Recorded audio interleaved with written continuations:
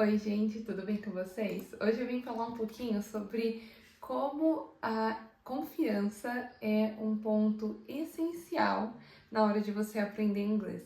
Muita gente que acredita, né, que aprender inglês é sobre ser fluente, né?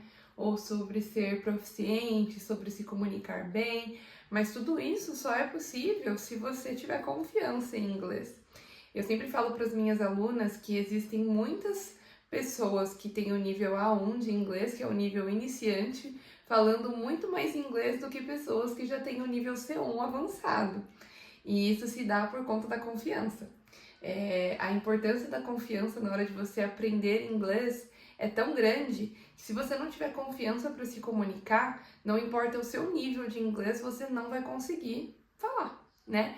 Por isso que muitos brasileiros, né, quando você pergunta assim, você fala inglês? E a pessoa responde, eu até entendo, mas eu travo na hora de falar. O problema dessa pessoa, às vezes, não tá no vocabulário, não tá nas estruturas, não tá nas expressões que ela não sabe ou que ela sabe, e sim na construção da confiança. Você se sentir confiante para falar inglês vai permitir com que você fale, independente da situação, independente do contexto, independente de ter ou não vocabulário.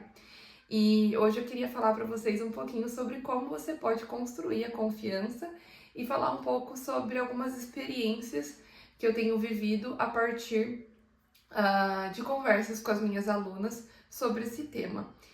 Primeiramente, você que está vendo esse vídeo pela primeira vez e está me encontrando aqui pela primeira vez a partir desse vídeo, eu sou professora de inglês já há 10 anos e eu dou aulas de inglês para mulheres. E eu sempre falo para as minhas alunas da importância da gente construir a confiança aula após aula. E algumas das coisas que eu faço para que as minhas alunas se sintam confortáveis para falar inglês é dar aula só para mulheres e estabelecer um ambiente onde elas se sintam confortáveis para se comunicar em inglês. Então, todas as aulas eu envio o PDF com antecedência para as minhas alunas. Eu sempre gravo as aulas para que, se elas quiserem revisar o conteúdo, elas possam, para que essa construção de confiança aconteça. Né, se elas não se sentiram confiantes ali naquele momento para se comunicar, que elas possam reassistir a aula e praticarem para se sentirem confiantes no futuro. As aulas, elas são construídas de uma maneira que a minha aluna se sinta confortável, como se ela estivesse num grupo de amigas conversando em qualquer outro idioma. Só que acontece que a gente está praticando inglês. Então, os temas são escolhidos a dedo para que as minhas alunas se sintam confortáveis e para que elas não tenham o medo ali de se comunicar, né? Por não saber, ou pelo medo de ser julgada, pelo medo de ser exposta, que muitas alunas vêm com esse trauma para mim, de terem sido expostas por outros professores ou em outras escolas de idiomas, por não saberem falar inglês, ou por errarem, ou pelo medo da pronúncia não tá legal. Então, uma coisa que um ponto importante na hora da construção da confiança já começa aí. A maneira como as minhas alunas vão aprender inglês dentro do contexto de aula.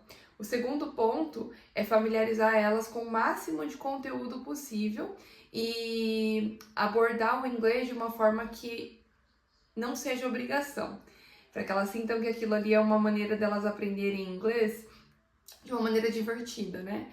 E tudo isso que eu tô falando aqui, mesmo que você não faça aula de inglês comigo, você pode aplicar dentro do seu contexto para que funcione para você. Então, primeiro ponto, você tá num ambiente confortável. Segundo ponto, aprender inglês com coisas que façam sentido para você, com temas que você se sinta confortável falando. E o terceiro ponto é não estudar inglês somente dentro do contexto de aula. Mesmo que você não faça aulas, entenda o contexto de aula como abrir um livro ou fazer aulas online, né? Seja no YouTube, seja com uma professora particular, ou fazer aulas de idiomas numa escola. Fora desse contexto, você tem que se familiarizar com o idioma fora desse contexto. Quanto mais inglês você consumir, mais confiante você vai se tornar. Pensa uma criança, né? Hoje eu tô passando por esse processo com o meu menino de 2 anos. Ele fala já bastante, graças a Deus, mas ele ainda tá no processo de aquisição de fala. E é muito engraçado como o quanto ele vai vendo o conteúdo, né? O vocabulário, as coisinhas que a gente vai ensinando pra ele. E como o reforço ali, aquele reforço positivo, a gente reafirmando aquilo que ele está aprendendo, vai fazendo com que ele se sinta cada vez mais confiante para se comunicar. Então isso é muito importante. Por exemplo, hoje a gente ensinou para ele o conceito de bola. Ó, filho, aqui é a bola e você chuta a bola.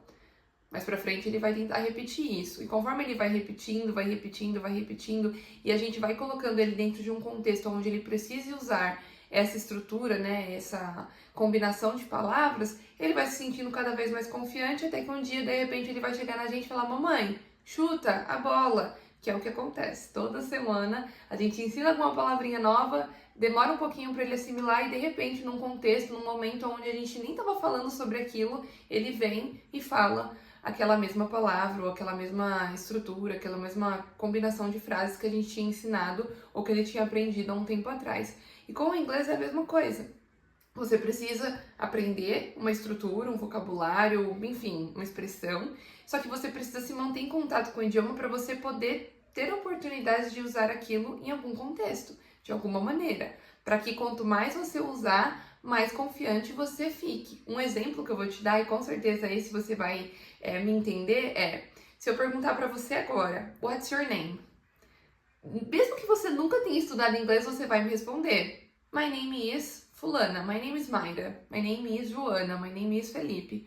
Você vai me responder. Por quê? Porque isso é uma coisa que você ouve o tempo todo as pessoas falando, você já ouviu em algum momento, você já teve contato em algum momento. De tanto repetir, o seu cérebro já se condicionou. Ouvir, what's your name? Responder, my name is fulano, né? Isso vai acontecer conforme você vai aprendendo outras coisas também. Por que a gente acaba tendo mais dificuldade com outros temas? Porque a gente não se familiariza, a gente não coloca aquilo na nossa rotina. E aí quando alguém faz uma pergunta como, sei lá, what do you want to be when you grow up and become an adult? A primeira coisa que você vai fazer se você é nível iniciante é travar agora, porque você nunca ouviu essa pergunta na sua vida. E aí você vai começar a tentar traduzir o que eu te perguntei, e nesse processo de tradução você já vai ficar desesperado, porque você não vai conseguir traduzir todas as palavras se você é nível iniciante, e aí você já se perdeu na resposta também. Mas conforme eu for te fazendo essa mesma pergunta várias e várias vezes, e você for se familiarizando com essa pergunta, vai ficar cada vez mais fácil de você responder. Ainda mais se você tiver um exemplo de resposta.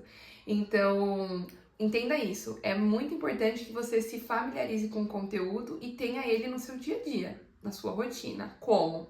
Aí vai o clichê. Assistir filmes e séries, ouvir músicas, conversar com pessoas, né, que também falem o idioma e também estejam nesse processo assim como você.